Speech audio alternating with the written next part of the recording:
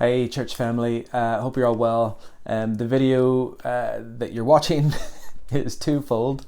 First, I just want to kind of update you on some of our operations as a church moving forward. Nothing big to announce except that up until now we've been most weeks have put out two kind of devotional videos each week. Lately, you may have gotten one devotional and one kind of village stories where we've been interviewing some of our church family, and then alongside that, we've also been doing two kind of prayer Zoom meetings every week. We have a Monday evening prayer Zoom and a Thursday morning. We're going to shift some of that around a little bit moving forward. We're going to actually drop those down to one devotional each week. There may be an occasional extra thrown in there as well. And we're going to go to just Monday evening prayers for the next while.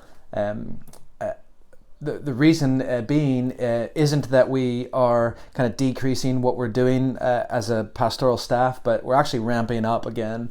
This is 12 weeks into operating in this odd way, purely online.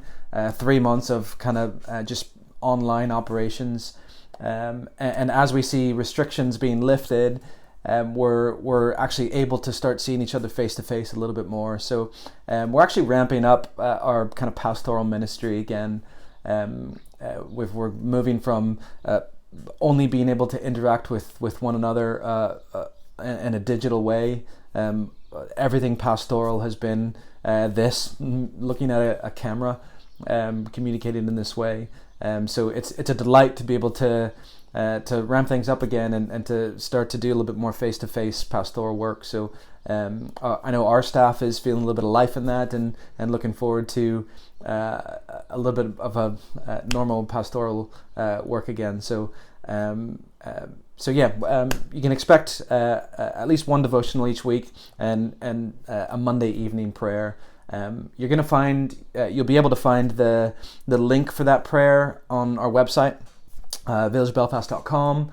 There's a little tab called Church During COVID, I think, and the Monday evening prayer Zoom link will be there. I just want to encourage everyone watching this to join in on that. They've been powerful times. One of our core values as a church is we want to be a community that develops a culture of prayer and dependency. That we will be a church that prays and dwells in the presence of God in that way. So just want to thank you to the faithful ones who have been joining in week after week and praising God through prayer and offering petition for our church, our city, and the rest of the world. If you haven't been able to join in on that, I just want to encourage you to jump in on that and join our culture of prayer as a church. So that's kind of a few kind of tweaks to our operations. Secondly, just as a quick devotional today, I want to share two passages with you.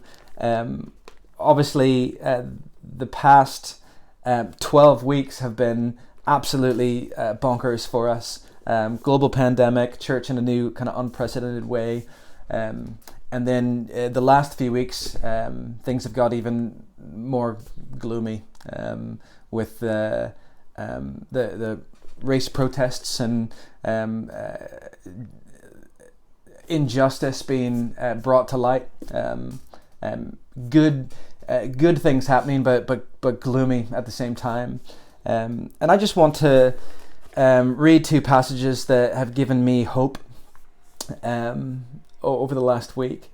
I'm just going to read them to you. Isaiah chapter 9. This was written by the prophet Isaiah about 700 years before the birth of Christ, and he is pointing towards Jesus. Isaiah chapter 9 is written in the context of darkness. Just a few verses before, one verse before, in Isaiah chapter 8 verse 22, It says, and they will look to the earth, but behold, distress and darkness, the gloom of anguish, and they will be thrust into thick darkness. That kind of describes what we're living through at the minute as well, doesn't it? Distress, darkness, gloom of anguish. But then Isaiah gives this prophecy of this great hope. Isaiah 9, verse 6. You've heard this before. We read it every year. He says, for to us a child is born, to us a son is given. So this gift is being given to us, this child being born. He says, and the government shall be upon his shoulder, and his name shall be called Wonderful Counselor, Mighty God, Everlasting Father, Prince of Peace. Of the increase of his government and of peace there will be no end. On the throne of David and over his kingdom, to establish it and to uphold it with justice, with righteousness, from this time forth and forevermore.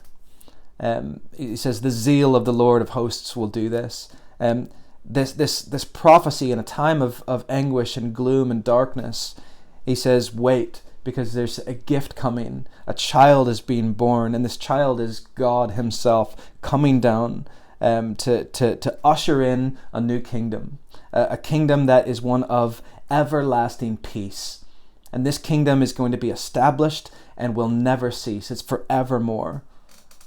This great hope. And then you keep reading, about 700 years passes, and King Jesus, this child, is born to us. This wonderful counselor, this mighty God, everlasting Father, Prince of Peace. And he's come to establish this government, this kingdom of peace, where in this kingdom there will be no end to peace. And then you skip forward all the way to the book of Revelation. If you find Revelation weird or just strange to read, I'll maybe just stick to the Gospels. I want to encourage you to read Revelation often. It's a book that gives us great hope because Jesus gives John this vision of what's to come. And here's what he says, this picture of this everlasting government, this peace, the end. He says, after this I looked, and behold, a great multitude that no one could number, from every nation, from all tribes and peoples and languages, standing before the throne and before the Lamb, clothed in white, with palm branches in their hands, and crying out with a loud voice, salvation belongs to our God who sits on the throne and to the Lamb. And all the angels were standing around the throne and around the elders and the 4 living creatures, and they fell on their faces before the throne and worshipped God, saying, Amen. Blessing and glory and wisdom and thanksgiving and honor and power and might be to our God forever and ever. Amen. Then one of the elders addressed me, John, saying, who are these clothed in white? And from where have they come? And I said to him, Sir, you know. And he said to me, these are the ones coming out of the great tribulation, out of that great distress, the great darkness. They have washed their robes and made them white in the blood of the Lamb. Therefore, they are before the throne of God, and serve him day and night in his temple, and he who sits on the throne will shelter them with his presence. They shall hunger no more, neither thirst no more. The sun shall not strike them, nor any scorching heat, for the Lamb in the midst of the throne will be their shepherd, and he will guide them to springs of living water, and wipe away every tear from their eyes. The scene of everlasting peace. And I just want to encourage you with that, church, because there's this promise given, and then we actually see the fulfillment, the picture of this in the end, this peace that is given. And we live in between these two times, don't we?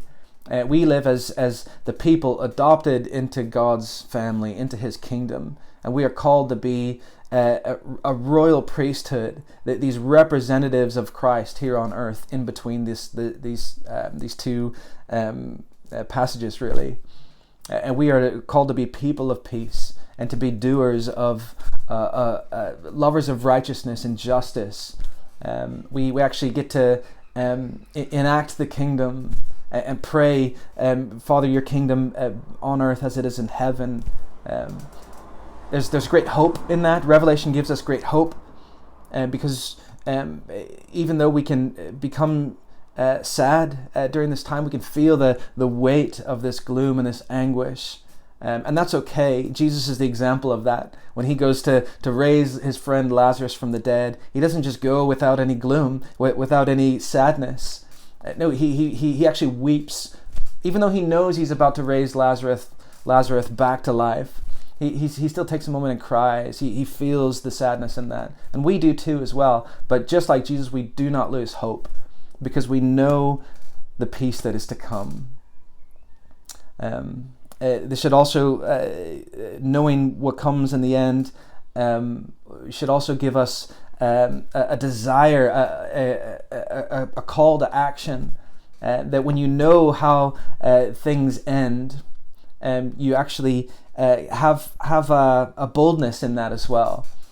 We don't become apathetic. We become we go to action. We become lovers of righteousness and justice, a boldness to serve our Christ, to be his church. That's given me a bit of hope, a bit of zeal the past while, and I hope it does for you as well. We are called to be people of peace, because we have been adopted into this kingdom that has been established and will have everlasting peace. Hopefully I'll see you guys on the Monday prayers, and you'll be getting these devotionals as well. And thank God that we are slowly being able to see each other face to face. So hopefully we'll see you soon. Love you, church.